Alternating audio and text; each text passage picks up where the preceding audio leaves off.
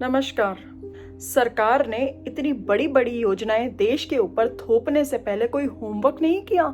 यही अगर 5 साल वाली सरकारें 1 साल पे आ जाए ना तो सांसें थमने लगेगी।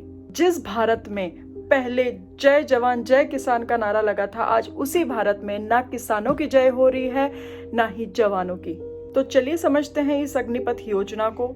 मेरी रिक्वेस्ट है कि आप इस वीडियो को अंत तक जरूर देखना। इस वीडियो में मैं अपनी राय रखूंगी, हो सकता है कि आप मेरी राय से सहमत ना हो। कमेंट करके जरूर बताइएगा। रक्षा मंत्री राजनाथ सिंह ने और प्रधानमंत्री श्री नरेंद्र मोदी जी ने अग्निपथ योजना देश के ऊपर थोप दी है। सेना में भर्ती होकर भारत माता की सेवा की चाह रखने वाले युवकों का ना उगलते बन रहा है ना निगलते बन रहा है। इस अग्निपथ योजना में सरकार सिर्फ 4 साल के लिए ही भर्ती करेगी, मतलब 4 साल देश सेवा, बाद में दूसरा धंधा खोज लेवा। हाई स्कूल या इंटर पास करने वाले युवा 17.5 से 21 साल, जो कि सरकार ने इस साल के लिए 23 साल कर दिया है, वो सेना में भर्ती हो सकेंगे और 4 साल बाद रिटायर कर दिया जाएगा। 4 साल बाद उन्हीं लोगों में से 75% लोगों को रिटायर कर दिया जाएगा। जब वो अपने करियर की दूसरी पारी खेलने लौट के सिविलियन बन के समाज में आएगा, तब उसकी उम्र 27 से 28 साल होगी। और सबसे बड़ी बात, सेना से रिजेक्शन लेके आएगा। इसके बाद जवान को कोई दूसरा करियर ऑप्शन चुनना होगा। हो सकता है कि वो गार्ड बने, हो सकता है कि कोई बिजनेस करे, हो सकता है कि खेती करे, या फिर ये भी हो सकता है कि वो बेरोजगारों की संख्या का एक अंक बनकर रह जाए। जो बॉर्डर पे तजुर्बा चाहिए, उसके लिए 6 महीने की ट्रेनिंग क्या काफी है?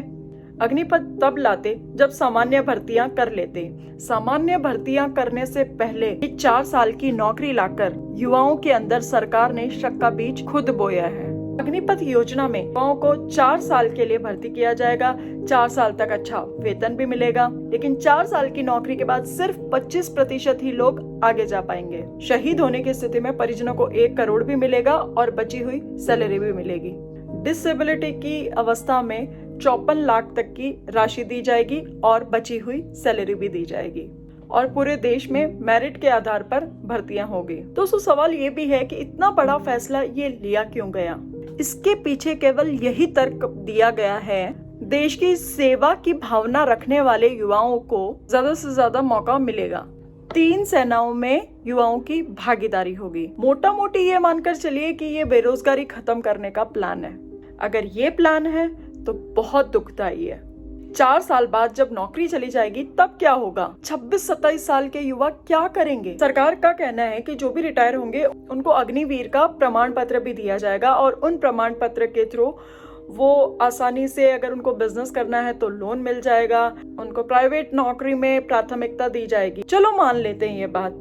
ये तो अग्निपथ की स्कीम है।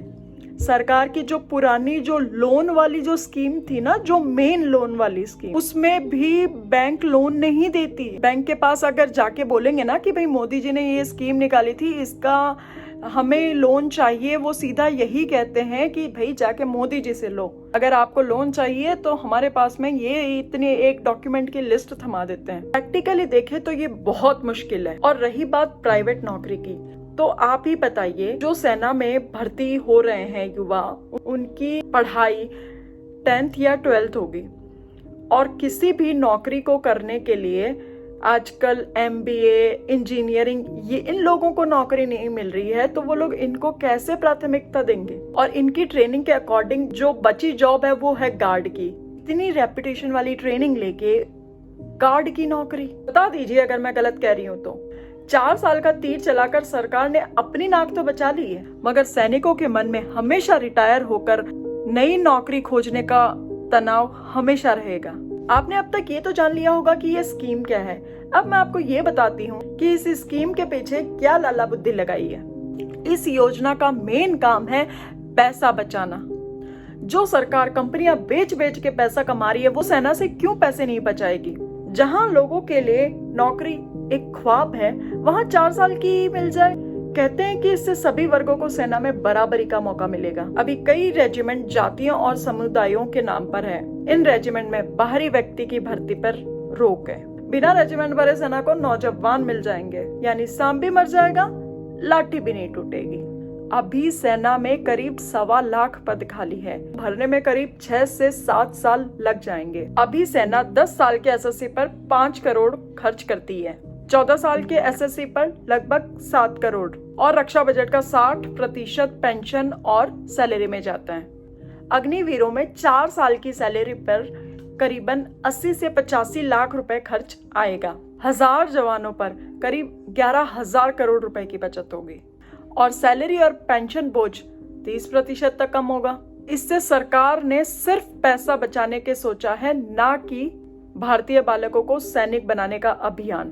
लगभग हर देश में टूर ऑफ ड्यूटी के नाम पर कुछ वक्त के लिए सेना में भर्ती किया जाता है, जो जरूरी है। तो कुछ लोगों का कहना है कि भाई बाहर के देशों में हो रहा है, वही चीज अगर हिंदुस्तान में हो रही है तो फिर आपत्ति क्यों? तो इसका जवाब आप इन आंकड़ों में देखिए। रूस में 1 साल, फ्रांस में 1 महीने, ब्राजील में 9 से 12 महीने, ग्रीस में 1 साल, कतर में 4 से 12 महीने, ताइवान में 4 महीने, तुर्की में 6 से 12 महीने, स्वीडन में 9 से 11 महीने, अल्जीरिया में 1 साल, बोलीविया में 1 साल, कोलंबिया में 1 से 2 साल, एस्टोनिया में 8 से 11 महीने, कजाकिस्तान में 1 साल, किर्गिस्तान में 1 साल, लिथुआनिया में 9 महीने, ग्वाटेमाला में 1 से 2 साल, मालदोवा में 1 साल, मंगोलिया में 1 साल, मोरक्को में 1 साल, पैराग्वे में 1 साल आर्मी, 2 साल नेवी, तुनीसिया में 1 साल, उज्बेकिस्तान में 1 साल। पहली बात ये, हमारे देश में जितनी सेना की इज्जत है उतनी कोई दूसरे प्रोफेशन की इज्जत नहीं है और वहाँ की ट्रेनिंग की अवधि भी कम है। देख लीजिए आप लोग खुद ही, ताकि उनके फ्यूचर करियर पर ज्यादा कुछ फर्क ना पड़े। और उन देशों में नौकरी सपना नहीं होती। नो डाउट ये बेरोजगारी को ध्यान में रखकर ही 4 साल वाली स्कीम लेके आए हैं, मगर 4 साल बाद क्या? मोस्टली डिफेंस ऑफिसर्स भी इस योजना के खिलाफ है। उनके पीछे इनका तर्क नौकरी ना होके परफॉर्मेंस के ऊपर है। दुश्मनों से रक्षा के लिए क्या ही उनका एक्सपीरियंस होगा 6 महीने की ट्रेनिंग से। उनका कहना ये भी है कि एक बेहतर जवान बनने के लिए करीबन 7 से 8 साल लग जाते हैं। ऐसे में सिर्फ 6 महीने की ट्रेनिंग कोई मजाक तो नहीं है। सेना बनाना मैगी बनाने जितना आसान नहीं है और ना ही ये T20 का मैच है। सरकार ने भी पूरा प्लान नहीं बनाया है। सरकार भी कह रही है कि हम प्लान बना रहे हैं। ये चीज नेताओं के ऊपर लागू क्यों नहीं होती? क्यों नेताओं की पेंशनें बंद नहीं की जाती? वो तो एक बार सत्ता में आते हैं और बस उनकी पेंशन चालू हो जाती है। कोई एक विधायक बनता है, उसकी पेंशन चालू हो जाती है। जो सिर्फ नेताओं को, अभिनेताओं को ही नहीं, देश के प्रत्येक नागरिक सुरक्षित रखने की जिम्मेदारी उनके ऊपर होती है और वो ही अपनी जॉब के लिए सिक्योर नहीं है। और जो सरकार में जो है 5 साल की सत्ता में रहने के बाद भी उनको आगे के और 5 साल चाहिए, फिर और उनको आगे के 5 साल चाहिए। कुर्सी से ऐसे चिपक जाते हैं कि छोड़ने का मन नहीं करते। तो सत्ता के लिए ये कर सकते हैं, तो जो देश की सेवा कर रहे हैं और उनको सिर्फ 4 साल देश की सेवा के नाम पर, क्या ये सही है? ये कोई मनरेगा की स्कीम नहीं है जो उन्हीं की तरह आप भरे जा रहे हो। मनरेगा के मजदूर और आर्मी के जवान में फर्क है और इन सब वजह से देश में पिछले दिनों से कई प्रोटेस्ट हो रहे हैं।